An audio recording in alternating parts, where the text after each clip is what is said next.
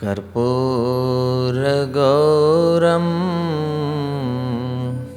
करुणावतारं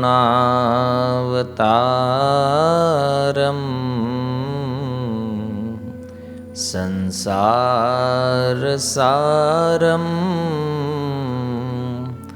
भुजगेन्द्रहारं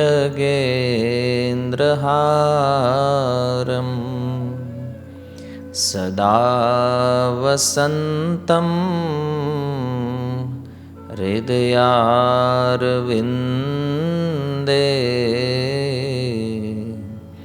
भवं भवानी सहितं नमामि।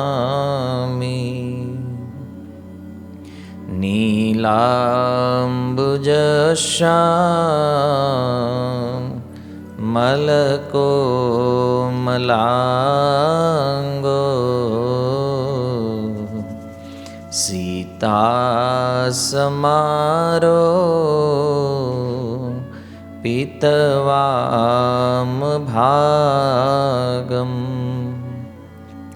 पाणो महासायकचारुचापं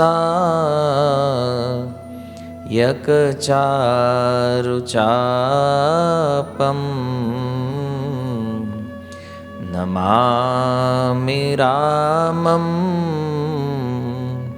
रघुवंशनाथम्।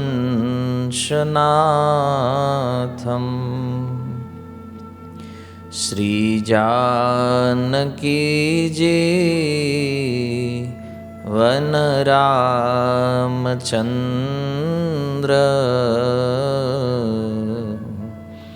निशाचरारे भरताग्रजेश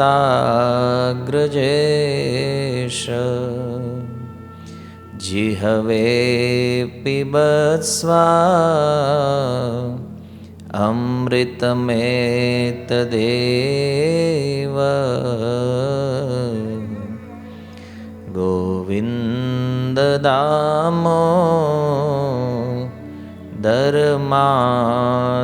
गोविन्ददामोदरमाधवेति लीलामनुष्या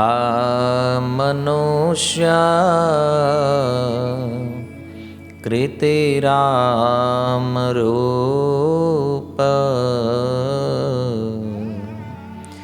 प्रतापदासी कृतसर्वभूप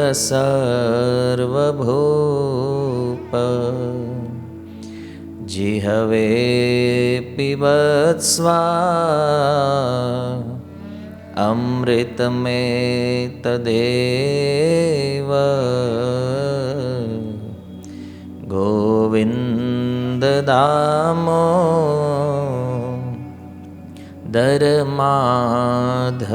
गोविन्ददामोदरमाधवेति श्रीकृष्ण गोविन्द हरे मुरारे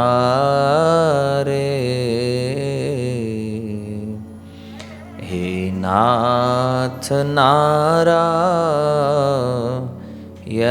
वासुदेव जिहवे पिबत्स्वा अमृतमेतदेव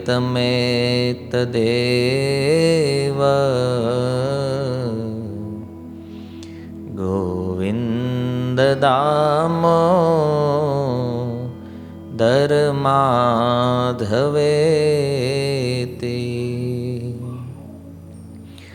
श्री गुरु चरण सरोज रज निज मन मुकुर सुधारी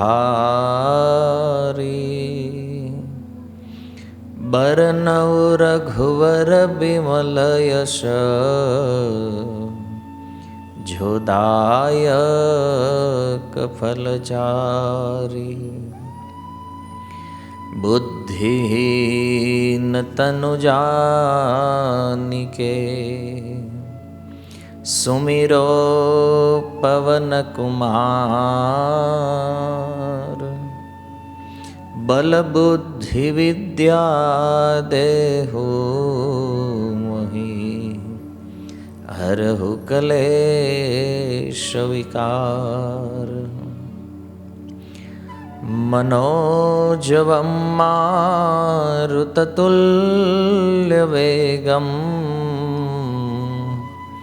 जितेन्द्रियं बुद्धिमतां वरिष्ठं। वातात्मजं वानरयूथमुख्यं श्रीरामदूतं शरणं प्रपद्ये। श्रीरामदूतं शरणं प्रपद्ये। हरे कृष्णा कृष्णा कृष्णा हरे हरे, हरे राम राम राम हरे हरे। ओम नमो भगवते वासुदेवाय। ओम नमो भगवते वासुदेवाय। ओम नमो भगवते वासुदेवाय। हरे कृष्णा। उपस्थित सर्व वैष्णवजन, श्रोतागण और महानुभाव का राम कथा के 6ठ सत्र में हार्दिक स्वागत करते हैं। पिछले सत्र में हमने चर्चा की थी उस महान सूर्यवंश की जिसमें अनेक प्रतापी राजा हुए हैं। भगवान से लेकर ब्रह्मा जी, फिर ब्रह्मा जी से वह परंपरा आगे बढ़ते हुए वैवस्वत मनु से राजा इक्ष्वाकु, और इक्ष्वाकु से लेकर महाराज दशरथ तक 60 पीढ़ियों का वर्णन हमने सुना कि एक से बढ़कर एक महाप्रतापी राजा इस वंश में प्रकट हुए थे। जैसे श्रीमद् भागवतम के 9वें स्कंद में इस वंश का बहुत विस्तार से वर्णन किया गया है। बहुत सारे राजाओं का नाम भी दिया गया है। भगवान राम के बाद जो आने वाले राजा है उन लोगों का नाम भी शुकदेव जी ने भागवत में लिया है। तो एक प्रश्न मन में होता है कि इन सारे राजाओं का नाम सुनने से हमें क्या लाभ होता है, या इस वंश का वर्णन सुनने से हमें क्या लाभ है। शुकदेव गोस्वामी कहते हैं, कीर्तयन्ते पुण्य कीर्तय। ये जो सूर्यवंश और चंद्रवंश की वंश परंपरा है, इसमें ऐसे महान राजा है जो कि भगवान के बहुत बड़े भक्त हैं, और इनकी कथा सुनने से हमारा चित्त, हमारा मन, हमारी बुद्धि ये शुद्धता की ओर अग्रसर होती है। इनका कीर्तन करने से, अर्थात इनकी कीर्तियों का गान करने से हमें पुण्य प्राप्त होता है। यहाँ पुण्य का अर्थ है भक्ति प्राप्त होती है, क्योंकि जैसे भगवान की कथा सुनने से हमें भक्ति प्राप्त होती है, उसी प्रकार से उनके भक्तों की कथा सुनने से भी हम इस भक्ति का लाभ प्राप्त करते हैं। अब मान लीजिए वो भक्ति प्राप्त हो चुकी है, तो उस भक्ति का पोषण होता है ऐसे पवित्र वंशों की कीर्ति सुनने से। और यही कारण है कि शुकदेव गोस्वामी ने भी परीक्षित महाराज के सामने सूर्यवंश और चंद्रवंश के इन महान राजाओं का चरित्र प्रस्तुत किया है। ऐसे तो बहुत सारे राजा हुए हैं, लेकिन ग्रंथ में इनका नाम सम्मिलित करना ये प्रैक्टिकल रूप से संभव नहीं था। लेकिन शुकदेव जी इन सब के विषय में जानते हैं। फिर भी हमारे लिए जो उचित है, जितना जरूरी है, उतना वर्णन सुखदेव जी के द्वारा परिपूर्ण रूप से किया गया है। तो सूर्यवंश जैसे ही आगे बढ़ रहा था, उसमें राजा मांधाता के साथ प्रथम बार रावण की मुलाकात होती है। और महाराज मांधाता का इतना बड़ा प्रभाव था कि रावण उनके पास से वापस लौटा। फिर उनकी मुलाकात होती है महाराज अनरण्य के साथ, जहां से उसको शाप प्राप्त होता है कि मेरे ही वंश का कोई एक राजा तेरी मृत्यु का कारण बनेगा। फिर रावण वापस आता है महाराज रघु के समय में, उनका प्रभाव देखकर वो फिर वापस लौटता है। फिर उनके पुत्र महाराज अज, उसके समय में भी रावण वापस आता है और उनका प्रभाव देखकर फिर से वो वापस लौट जाता है। फिर महाराज दशरथ के समय पर आते हैं और महाराज दशरथ का बल प्रभाव देखकर वह सीधा ब्रह्मा जी के पास जाता है, क्योंकि वो ज्योतिष तो था, उसको पता था कि मेरी मृत्यु कब होने वाली है। और जब उसको पता लगा कि मेरी मृत्यु बहुत ही निकटतम समय में है, तब उसने ब्रह्मा जी के पास जाकर पूछा कि हे ब्रह्मदेव, बताइए मेरी मृत्यु किसके हाथों लिखी है। तो ब्रह्मा जी कहते हैं कि अयोध्या के राजा महाराज दशरथ की सबसे बड़ी रानी जो है, उनके पुत्र के हाथ से तुम्हारी मृत्यु होने वाली है। तो रावण ने कहा, उनका तो अभी विवाह नहीं हुआ है, तो फिर पुत्र कैसे प्राप्त होगा। तो मुझे उस कन्या का नाम बताइए जिसके साथ महाराज दशरथ का विवाह होने वाला है। तो ब्रह्मा जी कहते हैं, कौशल देश की राजकुमारी है जिसका नाम है कौशल्या। तब रावण ने कहा कि चलो आपने हमें नाम बता दिया है, लेकिन अब मैं क्या करूंगा। बोले, दशरथ का विवाह नहीं होने दूंगा। तब ब्रह्मा जी कहते हैं कि रावण, मेरा विधान कभी मिथ्या नहीं होता है। तो रावण ने कहा, ठीक है, आप कहते हैं मिथ्या नहीं होता, लेकिन मैं जरूर इसे मिथ्या करूंगा। ब्रह्मा जी ने कहा, ठीक है, प्रयत्न करके देख लो। तब रावण को और गुस्सा आया और ब्रह्मा जी को कहता है कि मैं आपका विधान भी मिथ्या करूंगा और आपको इस ब्रह्मा के पद से भी हटा दूंगा। मैं आपकी जगह में कोई नए ब्रह्मा को बिठाऊंगा। इसलिए आप तैयार हो जाइए, क्योंकि आप बहुत जल्द अपनी ये जो पोस्ट है, अपना जो स्थान है, इसका आपको त्याग करना पड़ेगा। और इतना कह के वहां से वो सीधा अयोध्या आता है।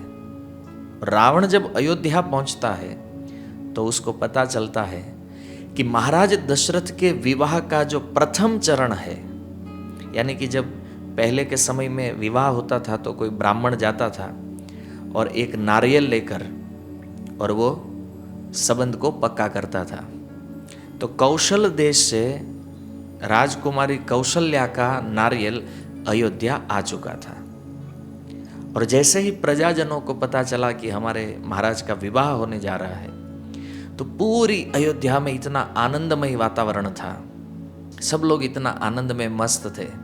और विवाह के पहले के जो प्रसंग होते हैं ना, जैसे मंगल गीत होता है, फिर मंडप मुहूर्त होता है, ऐसी अनेकों प्रकार की जो हमारी वैदिक विधियाँ होती है, तो वे सारे प्रसंग चल रहे हैं। और उसी समय एक ऐसा भी प्रसंग था जब सारे अवधवासी जो है ये नौका विहार के लिए जाएंगे। तो रावण को लगा कि ये सबसे उचित समय है कि ये अवधवासी जब नौका विहार के लिए जाएंगे तब मैं सारी नौकाओं को डुबा दूंगा। तो जैसे ही नौका पर चढ़े, महाराज दशरथ भी थे, उनके जो मंत्री है सुमंत जी, सुमंत जी भी उनके साथ थे। और ऐसा बवंडर उत्पन्न किया रावण ने, सारी नौकाएं डूबने लगी और सब लोग तैरते हुए किनारे पर लगे, कुछ पानी के साथ बह रहे थे, कुछ आगे निकल गए। लेकिन किसी को पता नहीं चला कि महाराज दशरथ और उनके जो मंत्री है सुमंत, ये दोनों कहाँ पर हैं। तो सब लोग गए और महाराज वशिष्ठ जी से पूछने लगे कि गुरुदेव आप बताइए हमारे महाराज कहाँ है। तो वशिष्ठ जी जानते थे कि वो अवध में नहीं है, फिर भी सभी प्रजा को संतुष्ट करने के लिए वशिष्ठ जी ने कहा कि महाराज जहाँ पर भी है कुशल है, आप लोग चिंता मत करिए। और वशिष्ठ जी ने किसी को पता नहीं चलने दिया कि दशरथ जी अयोध्या में नहीं है।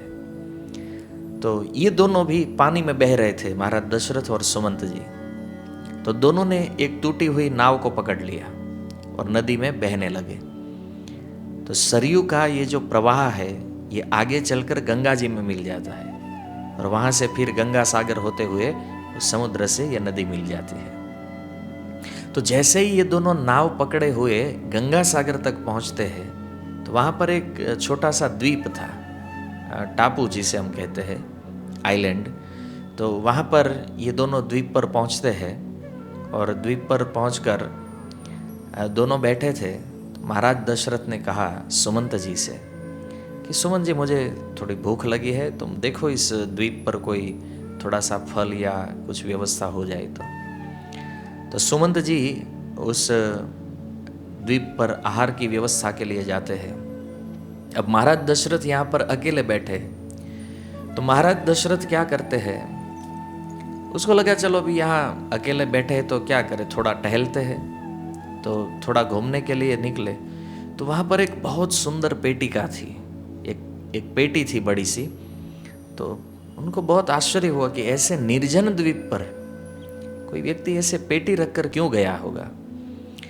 तो वो सुमंत को बुलाते हैं, छोटा साइलेंट था। तो जैसे ही महाराज दशरथ ने आवाज़ लगाई, सुमंत जी वहाँ पर पहुँचे और उन दोनों ने मिलकर उस पेटी को खोला। तो उस पेटी में एक सुंदर कन्या थी और उसके साथ खाने पीने का कुछ सामान भी था उस पेटी में। तो सुमंत जी को आश्चर्य हुआ। अब मंत्री को तो बुद्धिमान होना ही चाहिए, क्योंकि तभी वह मंत्री बनने के योग्य होते हैं। तो सुमंत जी ने सबसे पहले अपना परिचय देते हुए कहा कि मैं अयोध्या के राजा महाराज दशरथ का मेन मंत्री हूँ, मेरा नाम सुमंत है। और सामने कौशल्या जी अपना परिचय देती है, वो जो कन्या थी, कि मैं कौशल देश की राजकुमारी कौशल्या हूँ। तो दोनों का जब परिचय हुआ तो सुमंत जी समझ गए कि ये तो वही कन्या है जिसके साथ हमारे राजा का विवाह होने वाला है। लेकिन देखो, बुद्धिमान व्यक्ति वो होता है कि अपने राजा को जल्दी से प्रकट नहीं करता है, और अपने राजा की आइडेंटिटी हमेशा छिपा के रखना ये मंत्रियों का दायित्व होता है। तो सुमंत जी ने पहले तो कुछ कहा नहीं, फिर उस कन्या से पूछा कि आप यहाँ पर कैसे आई। तो बोले मुझे तो पता नहीं है, मेरे विवाह का समय था, मुझे कोई उठाकर यहाँ पर लेकर आया है। तो सुमंत जी ने भी कहा कि मैं भी नदी में बह रहा था, ये मेरे साथी है, तो हम दोनों आ रहे थे तो यहाँ तक पहुँच गए हैं। तो सुमंत जी को जब विश्वास हो गया कि पक्का ये कौशल्या जी है और इसमें कुछ छल नहीं है, तब उन्होंने अपने राजा का परिचय दिया कि आपका विवाह जिससे होने वाला है ये महाराज दशरथ, अवधपति महाराज दशरथ है जो मेरे साथ है। तो सुमंत ने कहा कि अब क्या किया जाए। तो कौशल्या जी ने कहा पहले तो हम थोड़ा भोजन कर लेते हैं। तो तीनों ने मिलकर थोड़ा आहार किया और फिर सोचा कि ये पेटिका यहाँ पर कैसे आई है। तो कौशल्या जी ने जैसे बताया था कि मेरा अपहरण किया गया है किसी राक्षस के द्वारा और उन्होंने मुझे यहाँ तक पहुँचाया है। तो ये रावण ने ही कौशल्या जी का अपहरण किया था। लेकिन जब रावण को पता चला कि मैंने जिसका हरण किया है वो तो महाराज दशरथ की होने वाली पत्नी है, और यदि दशरथ को पता चलेगा कि मेरी होने वाली पत्नी का हरण रावण ने किया है, तब पूरा आक्षेप उस पर आ जाएगा। इसलिए रावण ने क्या किया, ये कौशल्या जी को एक पेटी में छिपा कर, उसका एक मित्र था जिसका नाम था तिमिंगल। तो रावण ने ये पेटिका तिमिंगल को दे दी और कहा कि देखो तुम इसको न छिपा के रख दो कहीं, जब मैं वापस मांगूंगा तब मुझे ला कर देना। तो वो जो तिमिंगल था उसने ये द्वीप पर इस पेटिका को छिपा दिया था। अब रावण जो है ये गया ब्रह्मा जी के पास, और ब्रह्मा जी के पास गया और ब्रह्मा जी को कहा कि मैंने आपके विधान को मिथ्या कर दिया है, मिटा दिया है, आप देख लीजिए। तो ब्रह्मा जी ने कहा कि तुम जाकर देखो पहले वहाँ पर क्या हो रहा है, और यदि तुम जीवित रहना चाहते हो तो ये मिथ्या प्रयास को छोड़ दो। तो रावण जैसे ही ब्रह्मा जी की ये बात सुनता है, तुरंत अपने मित्र तिमिंगल के पास आता है और कहा कि हे तिमिंगल, तुम मुझे वो पेटिका ला कर दो। तो तिमिंगल ने कहा ठीक है, मैं लेकर आता हूँ। तो यहाँ पर जब वो पेटिका लेने के लिए आया तो ये तीनों ने एक योजना बनाई थी कि जो व्यक्ति ये पेटी यहाँ पर रख कर गया है वो कभी ना कभी लेने तो आएगा। तो ये तीनों पेटी में बैठ गए। अब पेटी में बैठने में प्रॉब्लम ये था कि वैदिक युग में कोई भी स्त्री पर पुरुष का स्पर्श नहीं करती थी। तो अब पेटिका में एक साइड सुमंत बैठेंगे, एक साइड कौशल्या जी और बीच में महाराज दशरथ। तो दशरथ जी का तो स्पर्श हो जाएगा ना कौशल्या जी से। अभी आज के समय में ऐसी स्थिति होती तो कोई सोचता अरे चलो ठीक है, अब ये होने वाली पत्नी है, क्या प्रॉब्लम है। लेकिन वैदिक युग में धर्म की इतनी मर्यादा थी। कौशल्या जी ने कहा कि इस तरह से हम कैसे बैठेंगे। तो इसलिए सुमंत जी ने वहाँ पर इन दोनों का आपातकालीन विवाह करा दिया। जो तत्कालीन विवाह होता है, जैसे हमारे शास्त्रों में 8 प्रकार के विवाह की चर्चा की गई है, तो उसमें एक गांधर्व विधि भी है, जहाँ पर कुछ अग्नि नहीं होता है, न वैदिक मंत्र होते हैं, केवल एक दूसरे को हार पहनाते हैं और अपने मन से एक दूसरे को पति पत्नी मान लेना, ये एक गांधर्व विवाह होता है। तो इसी प्रकार से इन दोनों का आपातकालीन विवाह किया गया। अब तो कौशल्या जी पत्नी थी महाराज दशरथ की, तो तीनों पेटिका में बैठ गए। और जब वह तिमिंगल पेटिका लेने के लिए आया तो उसमें कुछ मनुष्यों की आवाज़ जब उसने सुनी तो उसने क्या किया कि रावण को बताया कि इसमें केवल एक कन्या नहीं है, और भी है इसके साथ कोई। तो रावण को लगा ये कुछ भी हो, इसको नहीं जानना है, दशरथ को पता चले मेरा नाम, इससे पहले इस पेटिका को हम कहीं पहुंचा देते हैं। तो वो कौशल देश लेकर नहीं गया, वो अयोध्या में लेकर आया। और अयोध्या में इन तीनों को वहां रखकर रावण लंका चला गया। अब वशिष्ठ जी को जब पता चला कि महाराज दशरथ यहाँ पर आ चुके हैं और साथ में वो कन्या भी है जिसके साथ उनका विवाह होने वाला है, तो वशिष्ठ जी ने कौशल्या जी के साथ बड़ी धूमधाम से विवाह संपन्न करवाया गया। और कौशल देश से माता कौशल्या के जो पिता है उन सभी को वहाँ पर आमंत्रित किया गया और बहुत धूमधाम से महाराज दशरथ का विवाह हुआ। लेकिन दुर्भाग्य ये था कि विवाह अवध में हो गया, क्योंकि प्रत्येक कन्या का विवाह अपने पिता के घर पर होता है और कौशल्या जी का विवाह अयोध्या में हो गया। तो विवाह हुआ, बहुत समय बीता, लेकिन महाराज दशरथ को जब कोई पुत्र नहीं हुआ तब उन्होंने दूसरा विवाह करने का निर्णय लिया। तो जब दूसरे विवाह का निर्णय हुआ तो काशी के जो राजा थे उसकी एक कन्या थी जिसका नाम था गुणावती, जिसको हम सुमित्रा भी कहते हैं। तो गुणावती के साथ महाराज दशरथ का विवाह किया गया। दुर्भाग्य भी साथ ही चल रहा था, दूसरी स्त्री से भी राजा को पुत्र प्राप्त नहीं हुआ। तब महाराज दशरथ ने सोचा मैं तीसरा विवाह करूंगा।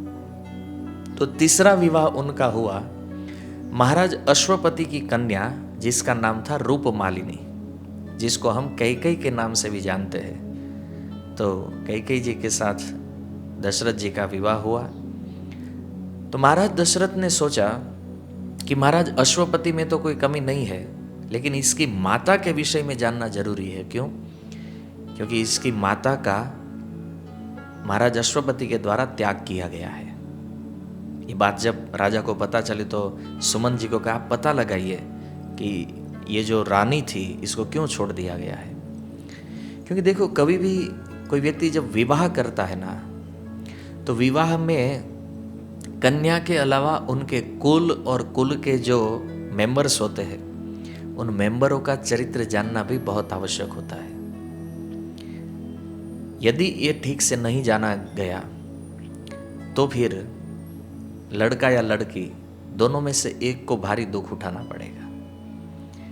अब मान लीजिए जब हम लड़की देखने के लिए जाते हैं तो ये देखना बहुत जरूरी है कि उसकी माँ कैसी है। मान लीजिए लड़की बहुत सुंदर भी है, सुशील है, गुणवान है, लेकिन माँ यदि खतरनाक है तो ऐसी लड़की उससे विवाह कभी नहीं करना चाहिए।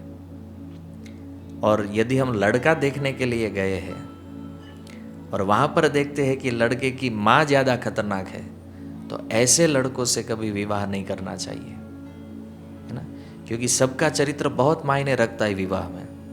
ये दुर्भाग्य है कि अभी कलयुग में ये सारा जो वैदिक नियम है यह नहीं देखा जाता है और लोग केवल बाहरी सुंदरता को देखते हुए विवाह के लिए तैयार होते हैं, केवल रूप देखते हैं, गुणों का तो आज कोई मूल्य है नहीं।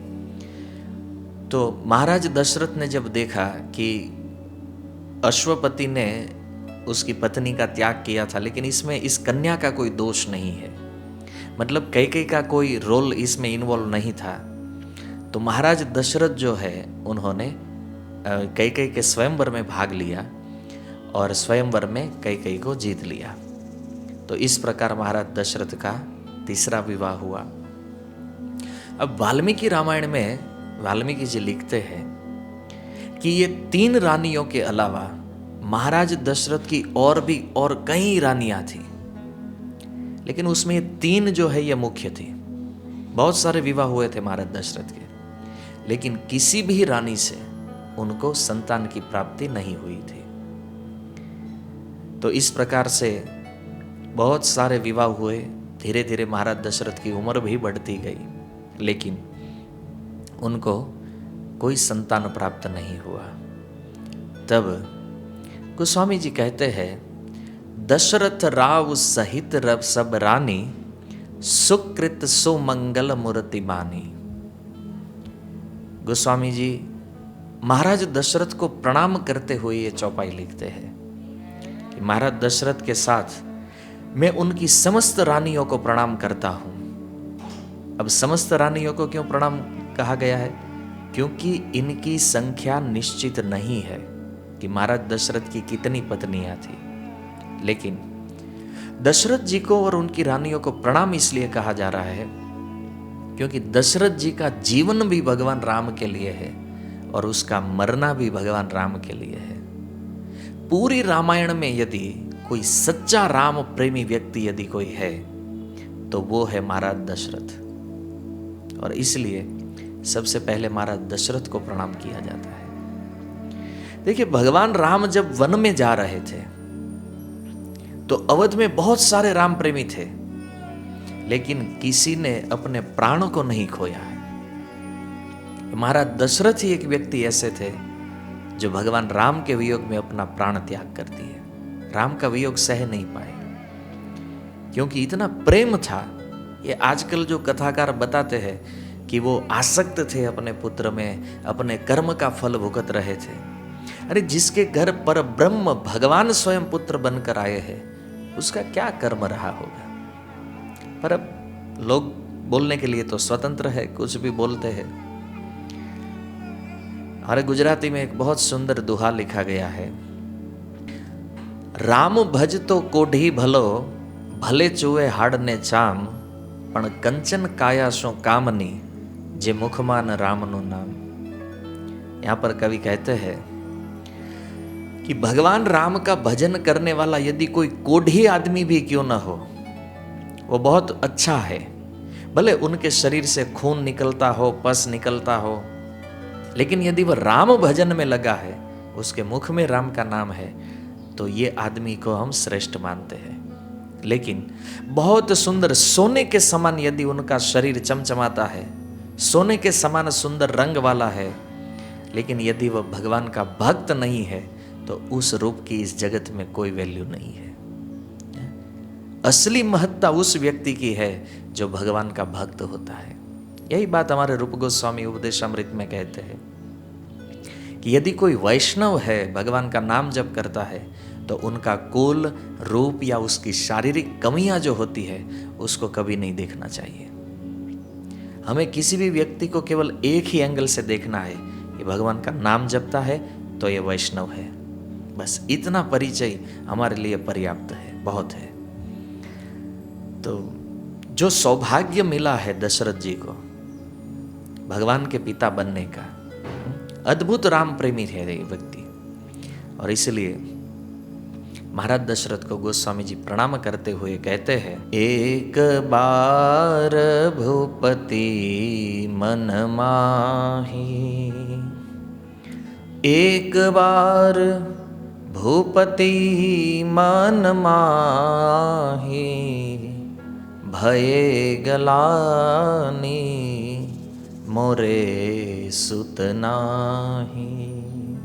एक बार महाराज दशरथ के मन में एक ग्लानि हुई, एक चिंता उत्पन्न हुई कि मेरे जीवन का बहुत काल बीत चुका है, लेकिन अब तक मुझे कोई पुत्र की प्राप्ति नहीं हुई है, मेरे कोई पुत्र नहीं है।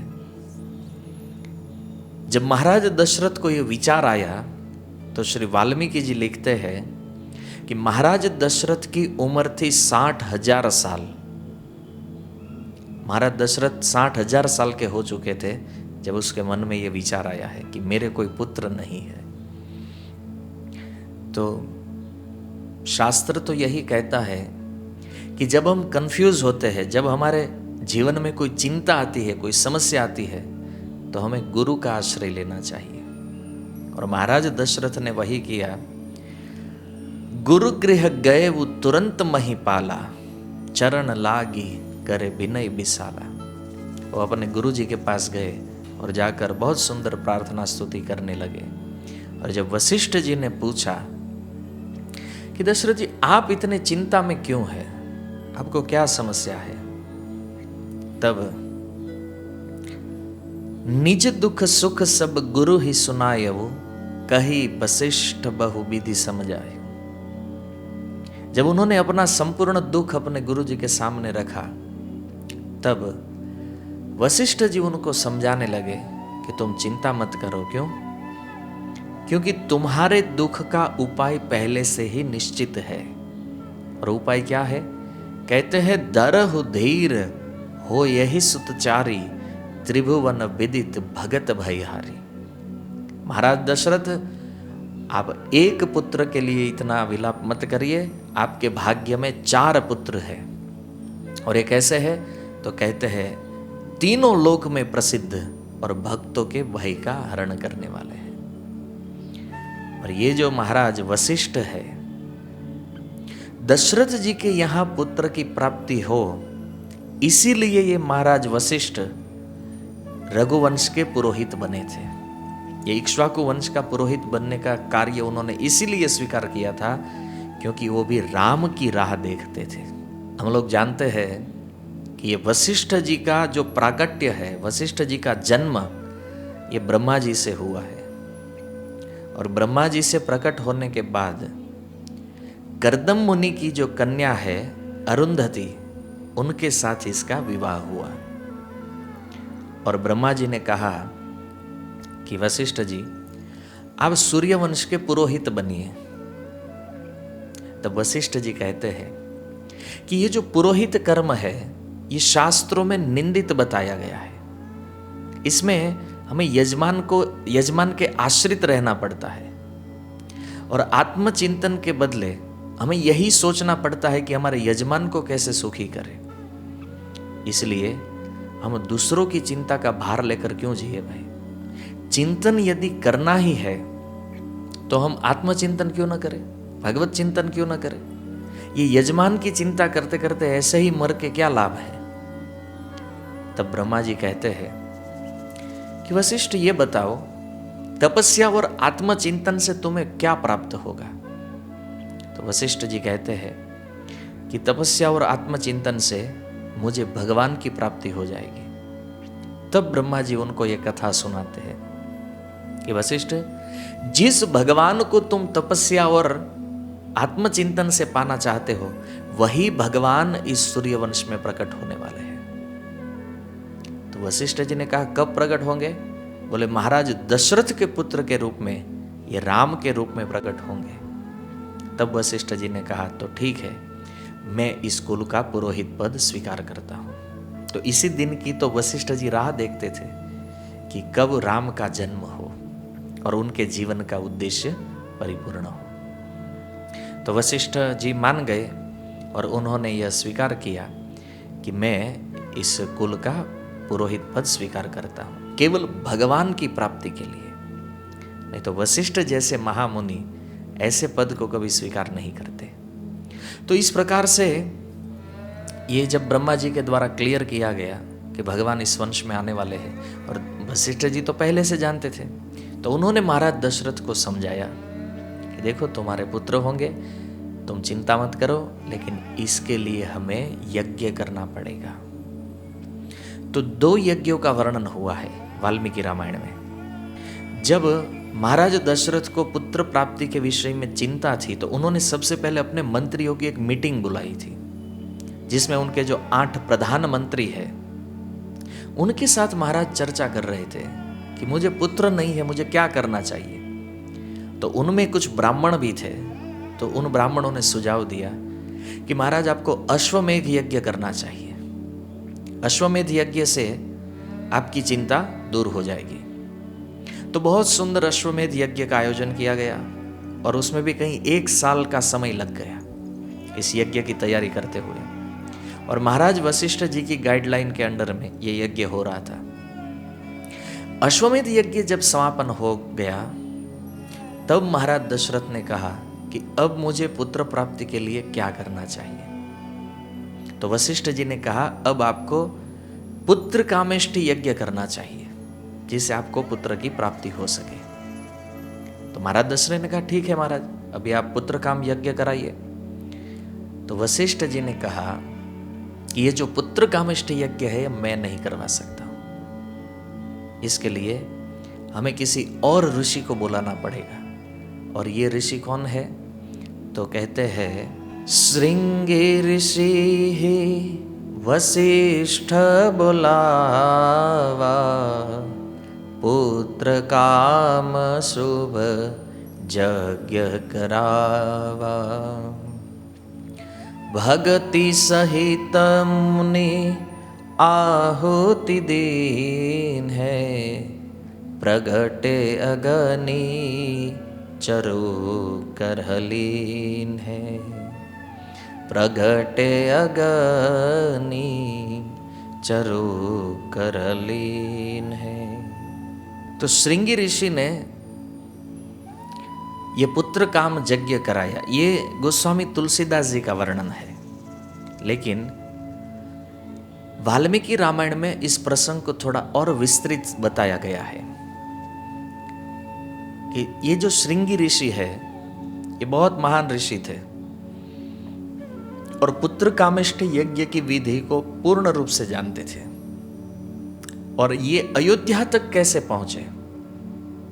तो सबसे पहले जब वशिष्ठ जी से ये बात पता चली कि श्रृंगी ऋषि को बुलाना है, इनका मूल नाम ऋष्य श्रृंग है, और महाराज दशरथ के जो मंत्री है सुमंत, ये सुमंत जी महाराज दशरथ को कहते हैं कि एक बार सनकादिकों से ये बात सुनी गई है कि महाराज दशरथ को जब पुत्र का दुख सताएगा तो ऋष्य श्रृंग मुनि जो है वो वहां आकर यज्ञ करवाएंगे, और उस यज्ञ से जो चरु प्रकट होगा उससे महाराज दशरथ को पुत्र प्राप्ति होगी। ये जो कथा सनकादिकों से सुना था सुमंत ने, वही कथा उन्होंने महाराज दशरथ को सुनाई। तो महाराज दशरथ ने कहा ठीक है, हम श्रृंगी ऋषि को लाने के लिए जाएंगे, लेकिन पता करो ये ऋषि अभी है कहां पर। तो सुमंत जी ने कहा कि वो अभी अंग देश में विराजमान है। तो अंग देश में क्यों आए हैं? तो इसका वर्णन करते हुए वाल्मीकि जी कहते हैं अंग देश का जो राजा था उसका नाम था रोमपाद, और ये रोमपाद और महाराज दशरथ ये दोनों बचपन में एक ही गुरुकुल में पढ़ते थे। तो दोनों साथ पढ़ते थे, दोनों में मित्रता हो गई। लेकिन ये जो राजा रोमपाद है ये प्रतिदिन उदास रहते थे, बहुत उदास होते थे। तो महाराज दशरथ ने पूछा कि मित्र तुम्हारी उदासी का कारण क्या है? तो राजा रोमपाद कहते हैं कि देखो मेरा कोई भाई नहीं है, मेरी कोई बहन भी नहीं है। तो दशरथ जी कहते इसमें चिंता करने की क्या बात है, मेरा भी कोई भाई नहीं है, मेरी भी कोई बहन नहीं है, तो क्यों ना हम एक दूसरे के भाई बन जाते हैं। तो दोनों एक दूसरे के भाई बन गए। तब रोमपाद कहते हैं कि महाराज आपने बहुत सरलता से तो ये कह दिया कि हम दोनों भाई हो जाते हैं, लेकिन एक और भविष्यवाणी मेरे विषय में आप सुनिए। एक ज्योतिष ने बताया था कि मेरी कोई संतान नहीं होगी और मेरा वंश जो है वो ऐसे ही समाप्त हो जाएगा। तो महाराज दशरथ ने अपनी मित्रता में ये वचन दिया कि मेरी जो पहली संतान होगी वो मैं तुम्हें समर्पित कर दूंगा। फिर गुरुकुल की शिक्षा समाप्त हुई, समय बीतता गया और दोनों राजाओं का विवाह हो गया, लेकिन महाराज रोमपाद को कोई संतान नहीं हुआ। एक रहस्य की बात वाल्मीकि जी उद्घाटित करते हुए कहते हैं कि महाराज दशरथ और कौशल्या जी का जब विवाह हुआ तो उन्हें शांता नामक एक कन्या की प्राप्ति हुई थी, जो वचन के अनुसार महाराज दशरथ ने शांता को, ये राजा रोमपाद को दत्तक पुत्री के रूप में दे दिया था। अब ये शांता जो है ये राजा रोमपाद की कन्या थी। अब अंग देश में एक बार हुआ ये कि राजा के द्वारा कुछ अधर्म हो गया था और उसके कारण वहां पर अकाल पड़ गया। अब ये राजा रोमपाद यदि चाहते तो महाराज दशरथ को कह के वहां पर वर्षा करवा सकते थे, क्योंकि इंद्र जो है ये महाराज दशरथ के निकटतम मित्र थे। तो यदि वो सिफारिश कर दे कि आप अंग देश में बारिश करिए तो इंद्र आसानी से कर सकते थे। तो उनके जो मंत्री थे उन्होंने कहा कि आप महाराज दशरथ से सहायता मांगिए। तभी राजा ने कहा कि मित्र के पास तब जाना चाहिए कि जब हमारे पास कोई उपाय न बचा हो। लास्ट ऑप्शन होता है हमारा मित्र। तो ऋषि मुनियों ने पूछा कि ऋषि मुनियों से पूछा महाराज रोमपाद ने कि आपके पास कोई और उपाय है तो बताइए। तब उन्होंने कहा कि यहां से कुछ दूरी पर एक जंगल है और उस जंगल में विभांडक नामक एक मुनि रहते हैं, और यह विभांडक मुनि का एक पुत्र है जिसका नाम है श्रृंगी। वो श्रृंगी इतने बड़े धर्मात्मा है कि उनका चरण यदि आपके राज्य में पड़ जाए तो आपका राज्य इस अकाल से मुक्त हो जाएगा। अब ये विभांडक मुनि को यह पुत्र कैसे प्राप्त हुआ था? तो विभांडक मुनि जब तपस्या कर रहे थे तो स्वर्ग से एक अप्सरा आई और उस अप्सरा ने विभांडक मुनि की तपस्या को भंग कर दिया। विभांडक मुनि का उनके साथ अंग संग हो गया और उनसे एक पुत्र हुआ जिसका नाम था श्रृंगी। वो अप्सरा तो स्वर्गलोक चली गई, लेकिन अपनी तपस्या भंग होने से ये ऋषि इतने दुखी थे, उन्होंने निश्चय किया कि मेरे पुत्र को मैं स्त्री का दर्शन ही नहीं करने दूंगा। अब स्त्री को देखेगा तो उसमें आसक्त होगा ना। तो उन्होंने जंगल में एक ऐसा स्थान चुना कि जहां पर कोई पुरुष या स्त्री, कोई मनुष्य आता जाता नहीं था।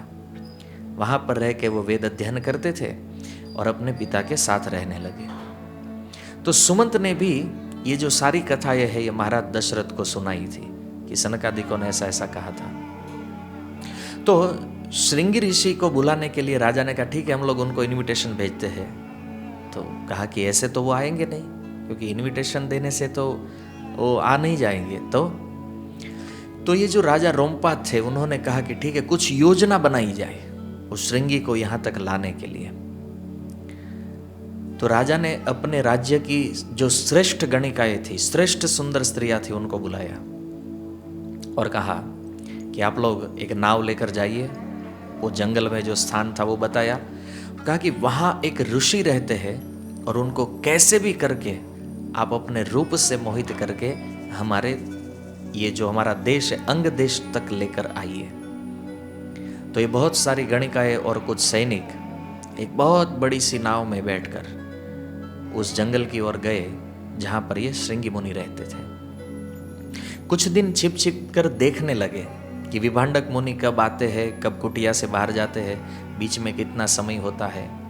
और जब पूरा टाइमिंग पता चल गया तब एक दिन जब विभांडक मुनि नहीं थे तो ये जो सारी कन्याएं थी वो श्रृंगी ऋषि के आश्रम पर पहुंच गई। अब देखो श्रृंगी मुनि की क्या हालत हुई होगी, पहली बार जीवन में किसी स्त्री को देख रहे। तो पूछा कि हे देवी आप कौन है और आप यहाँ पर क्यों आए हैं। उनको लगा कि ये भी कोई देवता होंगे तो इसका पूजन करना चाहिए। तो ये जो सारी स्त्रियाँ थी उसको फूल फल अर्पित करके उन्होंने बहुत सुंदर पूजा की और फिर उनके साथ कुछ बातचीत होने लगी।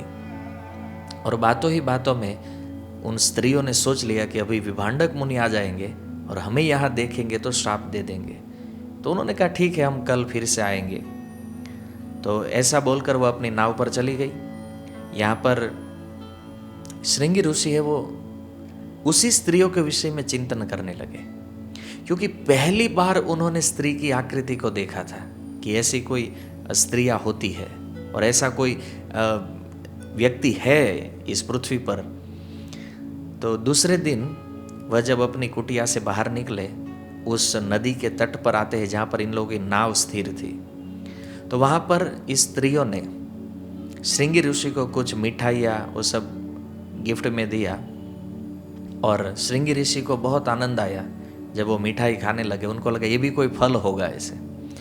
तो इस प्रकार से धीरे धीरे श्रृंगी ऋषि जो है उस नाव तक आने लगे। और एक दिन उस स्त्रियों ने कहा कि देखो हमारे पास इससे भी और अच्छा भोग मतलब कि मिठाई है और बहुत श्रृंगार है। तो इनकी तो जिज्ञासा थी जानने की। तो वो नाव में चढ़ गए। जैसे ही श्रृंगी मुनि नाव पर चढ़े तो ये जो सैनिक थे उन्होंने नाव चला दी और नाव लेकर वो अंग देश पहुंच गए। और अंग देश पहुंचकर ये जो श्रृंगी ऋषि है और जैसे ही नाव से नीचे उतरे और अपना पहला चरण जब अंग देश की धरती पर रखा, तुरंत ही वहाँ पर बारिश हो गई। और बारिश हुई और राजा रोमपाद जो है वह बहुत प्रसन्न हुए, क्योंकि अब उनकी प्रजा का कष्ट दूर हो गया था। पर उनको एक बात की चिंता ये थी कि श्रृंगी यहाँ पर आ गए हैं, अब विभांडक मुनि उनको वहाँ कुटिया में नहीं देखेंगे तो हो सकता है कि वो हमें श्राप दे दे। इसलिए उन्होंने क्या किया, अपनी ये जो कन्या है जिसका नाम था शांता, इसका विवाह श्रृंगी के साथ कर दिया और दोनों वही अंग देश में राजभवन में सुख से रहने लगे। यहाँ पर विभांडक मुनि ने देखा कि मेरा पुत्र है नहीं, तो अपनी योग दृष्टि से उन्होंने जान लिया कि वो अंग देश में है, उनका विवाह हुआ है, सुखी है। तो विभांडक मुनि भी बहुत प्रसन्न हो गए।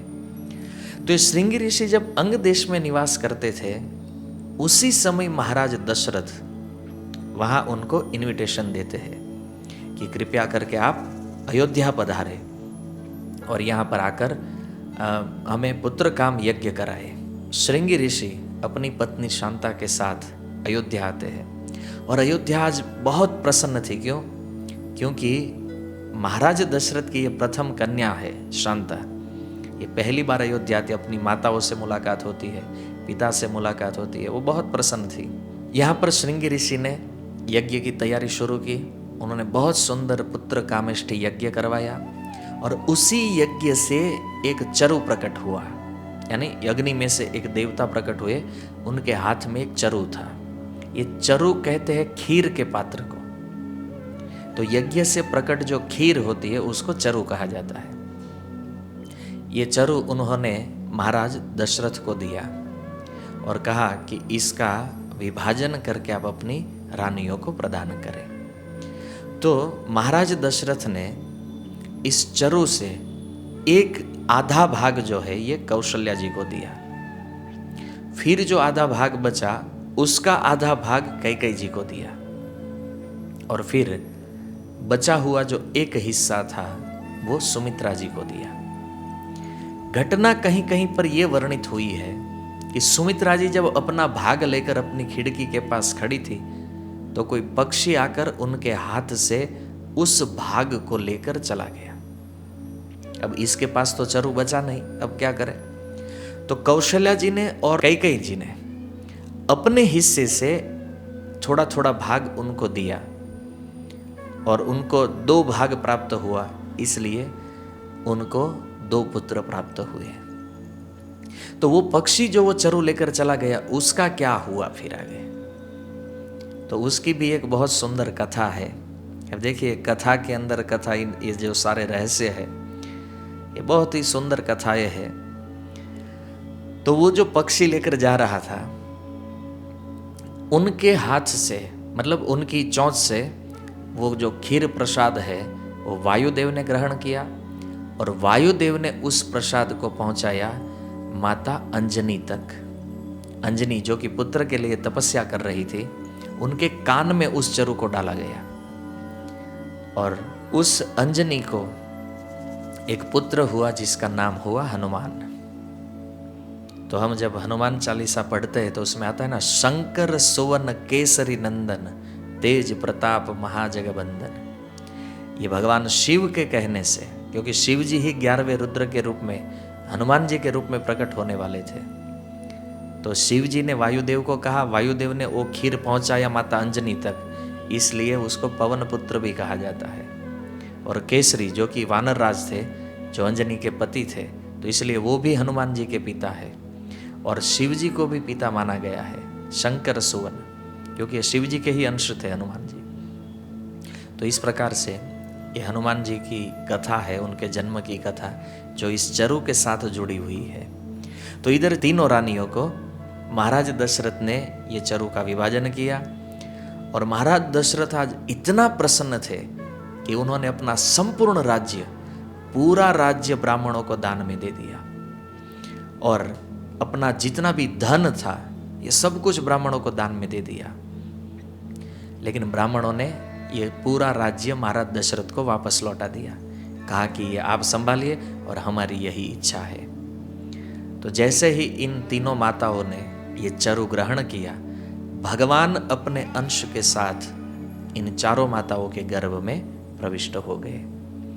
तो देखिए हमारे कविराज गोस्वामी ने चैतन्य चरितामृत के आरंभ में भगवान के अवतार और उनके अंशों का वर्णन करते हुए एक चतुर्व्यूह का वर्णन किया है, जिसमें 4 तत्व होते हैं, अनिरुद्ध, प्रद्युम्न, संकर्षण और वासुदेव। तो उनमें से जो वासुदेव तत्व है ये माता कौशल्या के गर्भ में स्थित है। फिर जो प्रद्युम्न है वो माता कैकेयी के गर्भ में स्थित है और संकर्षण और अनिरुद्ध ये दोनों तत्व माता सुमित्रा के गर्भ में प्रविष्ट हुए। और इसीलिए ये चतुर्व्यूह ही अयोध्या में 4 पुत्र के रूप में प्रकट होता है। और इसीलिए भगवान राम ये 4 भाई है। नहीं तो इसमें भी प्रश्न हो सकता है ना कि भगवान राम 4 भाई क्यों है, 5 क्यों नहीं है, 6 क्यों नहीं है, 10 क्यों नहीं है, 4 क्यों? क्योंकि ये जो वैकुंठ का चतुर्व्यूह होता है वो चतुर्व्यूह ही जब भगवान अवतार लेते हैं तो प्रकट होता है। ऐसा द्वारिका लीला में भी होता है, मथुरा लीला में भी होता है यही। लेकिन कृष्ण लीला में ये 4 नाम जो है यही नाम होते हैं और राम लीला में ये 4 नाम राम, लक्ष्मण, भरत और शत्रुघ्न बन जाते हैं। तो यही चतुर्व्यूह अब 4 भाइयों के रूप में अयोध्या में प्रकट होने वाले हैं। तो राजा को जब पता चला कि अब मेरी जो तीनों रानियां हैं ये तीनों रानियां गर्भवती हो चुकी है, तब राजा दशरथ उनके पास जाते हैं और उनके पास जाकर उनकी इच्छा पूछते हैं कि आप तीनों की क्या इच्छा है। तो कौशल्या जी कहती है कि वस्त्र, सुवर्ण, अन्न, गाय, इन सबको जब कोई ब्राह्मण प्राप्त करता है ना तो उनका हृदय प्रसन्न हो जाता है, वो साधु प्रसन्न होता है। कौशल्या जी कहती है कि जब साधु प्रसन्न होते हैं तो मेरे हृदय को भी प्रसन्नता होती है। इसलिए आप घोषणा कर दीजिए कि अयोध्या में यदि कोई अभावग्रस्त है, कोई पीड़ित है, तो वो अयोध्या के खजाने से जितना धन लेना चाहे उतना ले सकता है। ऐसी अनाउंसमेंट करवाइए आप, महाराज दशरथ को कह रही है। तो महाराज दशरथ कहते हैं कि अयोध्या में आपकी इच्छा परिपूर्ण नहीं हो सकती है। क्यों नहीं हो सकती है? तो महाराज दशरथ ने कहा कि अयोध्या में ऐसा कौन व्यक्ति है जिसके पास धन की कमी है या जो पीड़ा से ग्रस्त हो या रोगी, ऐसा एक भी व्यक्ति खोजने पर अवध में आपको मिलेगा नहीं। इसलिए ये इच्छा आपकी परिपूर्ण नहीं हो सकती है। फिर भी महाराज दशरथ ने उत्तम उत्तम ब्राह्मण और ऋषि मुनियों को बुलाकर उनको कौशल्या जी की इच्छा के अनुसार बहुत चीजें दान में दी। अब कैकेयी को पूछा गया कि आपकी क्या इच्छा है? तो माता कैकेयी कहती है कि मेरी इच्छा है कि मेरा जो पुत्र है ये कौशल्या के पुत्र का सेवक बने, और इसलिए मैं कौशल्या की सेवा करना चाहती हूँ। तो महाराज दशरथ ने कहा, यह भी उचित उत्तम विचार है। फिर सुमित्रा जी को जब पूछने गए महाराज दशरथ कि आपकी क्या इच्छा है, तो सुमित्रा जी कहती है, मेरी ऐसे कोई स्वतंत्र इच्छा नहीं है, लेकिन ये दोनों रानियों की सेवा का भार मेरे ऊपर हो। क्यों? क्योंकि मेरे दोनों पुत्र ये दोनों बड़ी रानियों के पुत्रों के अनुगामी बने, ऐसी मेरी इच्छा है। तो इस प्रकार से तीनों रानियों ने अपना भाव व्यक्त किया। इस प्रसंग से ये बात निश्चित है कि जब कोई स्त्री गर्भवती होती है तो उनको जिस प्रकार का वातावरण दिया जाता है, जिस प्रकार की उनकी मानसिक स्थिति होती है, उसी प्रकार का प्रभाव उस बच्चे के ऊपर पड़ता है। इसलिए तो भारतवर्ष में आज भी यदि कोई स्त्री गर्भवती है, चाहे वो कितनी भी भगवान से दूर रहने वाली क्यों ना हो, लेकिन वो गर्भ के समय तो कम से कम भागवत और रामायण को पढ़ती है। हालांकि दुर्भाग्य है, ये तो बहुत समय पढ़ने की चीज़ है, लेकिन इतना विश्वास आज भी है कि यदि हम भागवत और रामायण पढ़ेंगे तो हमारा बच्चा संस्कारी हो जाएगा। तो इसी विश्वास से ये परंपरा चल रही है। तो तीनों रानियां गर्भवती है और भगवान राम के जन्म का समय निकट आ रहा है। अब अयोध्या का वातावरण भी धीरे धीरे बदलने लगा है। जैसे जैसे भगवान राम के जन्म का समय निकट आ रहा है, तो महाराज दशरथ चाहते हैं कि सभी देवताओं का उचित सत्कार किया जाए। लेकिन जैसे ही वो देवताओं का सत्कार करते थे, देवता लोग इस सत्कार को स्वीकार नहीं करते थे। लेकिन वो क्या करते थे, ये तीनों जो महारानी है, ये तीनों महारानियों की परिक्रमा करते थे और परिक्रमा करके स्वर्गलोक लौट जाते थे, क्योंकि उनको पता था कि इनके गर्भ में स्वयं भगवान और उनके अंश है। तो बहुत सुंदर देवता स्तुति करते थे, गर्भ स्तुति, जैसे भगवान कृष्ण की गर्भ स्तुति देवताओं ने की है, जो भागवत में वर्णित है दशम स्कंद के दूसरे अध्याय में। उसी तरह से प्रतिदिन आते थे और बहुत सुंदर सुंदर स्तुतियां करते थे। जितनी भी औषधि और रत्नों के नाम जो शास्त्रों में लिखे गए हैं, वो ऐसे सामान्यतः देखे नहीं जाते हैं, लेकिन जो शास्त्र में वर्णित औषधि और बहुमूल्य रत्न जो दुर्लभ है, अयोध्या में वो सामान्य हो गए। जैसे कोई अयोध्या की कोई गली में भी चल रहा है तो वहां भी उन्हें ये रत्न प्राप्त हो जाते थे। सोचिए, ये रत्न कहाँ से आते थे? तो कुछ देवता लोग इन्हें ऐसे ही अयोध्या में छोड़ते थे। क्यों? क्योंकि भगवान जहाँ पर प्रकट होने वाले हैं तो उनका ऐश्वर्य कम नहीं होना चाहिए। मानव, देवता, नाग, गंधर्व, कहीं कहीं से लोग आते थे और अयोध्या में गिफ्ट भेंट देकर चले जाते थे। जो भी अतिथि अयोध्या में आते थे वह भगवान नारायण के समान दिखते थे। और पहले लोकपाल, नाग, गंधर्व ये सब मनुष्य का रूप लेकर आते थे अयोध्या में। लेकिन उनको लगा कि अब रोज रोज जाना है अयोध्या दर्शन के लिए, अब रोज रोज कहाँ रूप चेंज करेंगे, तो वो अब डायरेक्ट अपने ओरिजिनल रूप में आने लगे। लोकपाल अपने ओरिजिनल रूप में है, सर्प अपने ओरिजिनल रूप में आते थे, गंधर्व अपने ओरिजिनल रूप में आने लगे। तो राजा ने जब देखा कि अरे इतने बड़े बड़े लोग हमारी अयोध्या में आ रहे हैं, तो राजा को लगा कि हमें इन सब का पूजन करना चाहिए, पूजा करनी चाहिए। तो महाराज दशरथ चाहते थे कि इन सब की पूजा करें, लेकिन वो अवसर ही नहीं मिलता था पूजा करने का। जैसे ही वो पूजा करने जाते, वो गिफ्ट देते और चले जाते। तो इसी प्रकार से बहुत आनंदित वातावरण हो रहा था। जितने भी पशु थे अयोध्या में, वो भी अपने श्रेष्ठ संतानों को जन्म देने में लगे थे। मान लीजिए जैसे गाय है, तो गाय अपने श्रेष्ठ संतान को जन्म दे रही है, माने जो अच्छे से अच्छी क्वालिटी के बच्चे होते हैं उसको जन्म दे रही है। मान लीजिए कोई हाथी है तो वो भी अपने श्रेष्ठ संतानों को, यानी कि आगे चलकर भगवान राम यदि कोई युद्ध करने जाएंगे तो उस युद्ध में ये हाथी है, घोड़े है, ये सब सहायता कर सके। तो हाथी और घोड़े की जो बेस्ट क्वालिटी होती है, उस क्वालिटी के संतान, यानी कि वो पशु के संतान अयोध्या में जन्म लेने लगे। वन में अपने आप फल और फूल लगने लगे। कच्चे जितने भी फल थे वृक्षों के ऊपर वे सब पकने लगे।